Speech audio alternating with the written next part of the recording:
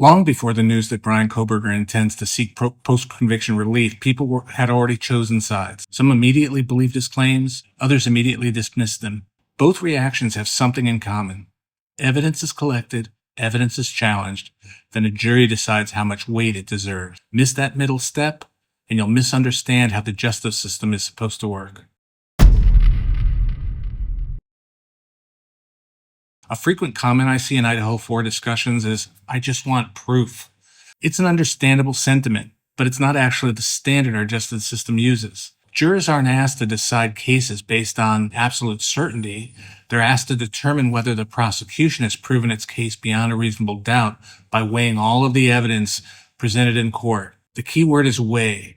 Jurors don't simply ask whether evidence exists. They decide how much weight each piece of evidence deserves. And one of the most important tools for determining that weight is cross-examination. Cross-examination isn't just about catching someone in a lie. It's about testing reliability, uncovering context, exposing assumptions, and giving jurors the information they need to decide how persuasive a particular piece of evidence really is. Here's a simple example. Imagine a student whose GPA drops for one semester. Without any additional context, someone might allege his grades dropped because he lost focus on school. The GPA did drop. That fact is true. But now let's test the conclusion. Suppose we learn the student started a part-time job that semester. We also learn that the drop was only from 3.75 to 3.5, and the following semester he's on track for a 4.0. Did the original fact change? No. The GPA still dropped.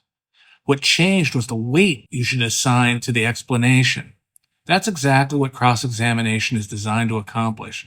It doesn't necessarily eliminate evidence. It helps determine how much confidence you should place in it. That's why opinions formed before trial should always be held loosely. Most of the most notorious capital cases in history were convicted without a confession, without a video recording of the crime, and without the kind of proof people often say that they need today in the Idaho4 case. If absolute proof was the standard that jurors had to meet, many of those convictions would have likely never happened.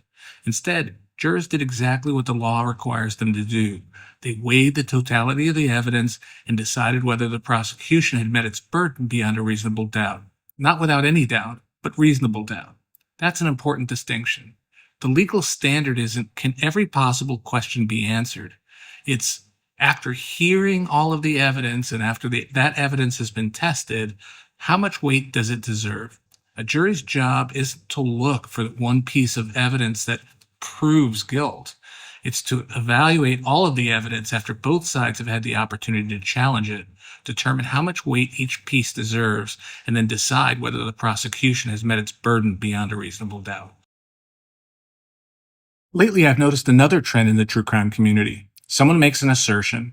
It doesn't get the reaction they expected. So they say, well, unless someone can prove me wrong, my conclusion stands. That's not how evidence works. The person making the assertion owns the burden of supporting it. The burden doesn't shift simply because no one has disproved it.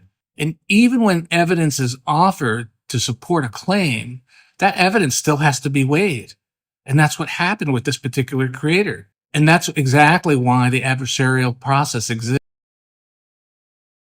One of the biggest misconceptions I've seen in the Idaho4 case is the assumption that the probable cause affidavit represented the state's complete case. It didn't. A probable cause affidavit has one purpose: to establish probable cause, not to present every witness, every exhibit, every expert opinion, or every piece of evidence that the prosecution is intended to introduce at trial. Likewise, much of what the public saw before trial came through defense motions challenging aspects of the state's evidence. That's exactly what defense attorneys are supposed to do. But notice what never happened. We never saw the prosecution present its complete case. We never saw witnesses testify. We never saw experts challenged by opposing experts. We never saw cross-examination test the strength or expose the weaknesses of much of the evidence people have debated for years. That matters. Not because it tells us what the verdict would have been. It doesn't. Today, we're hearing new claims in a post-conviction filing. Those claims deserve to be heard. They also deserve to be tested, because the standard shouldn't change just because the stage of the case has changed. When you saw the thumbnail asking, "What do you trust?" Did you automatically finish the sentence with "of the prosecution"? If you did, I'd encourage you to think about why. Because the question was never about the prosecution. It wasn't about the defense either. It was about whether you've assigned the weight of tested evidence to claims that have never been fully tested. My standard doesn't change depending on who's making the argument. Whether it's a probable cause affidavit, a defense motion, a guilty plea, or a post-conviction claim, the question is always the same.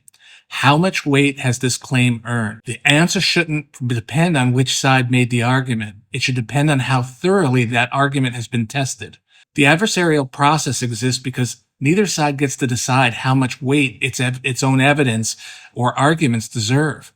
Evidence is collected, evidence is challenged. Then a jury, or when appropriate, a court, determines how much weight it deserves. That's not a technicality or a loophole. That's the justice system working exactly as it was designed. If you like my videos and how I present the information, please subscribe and like the video.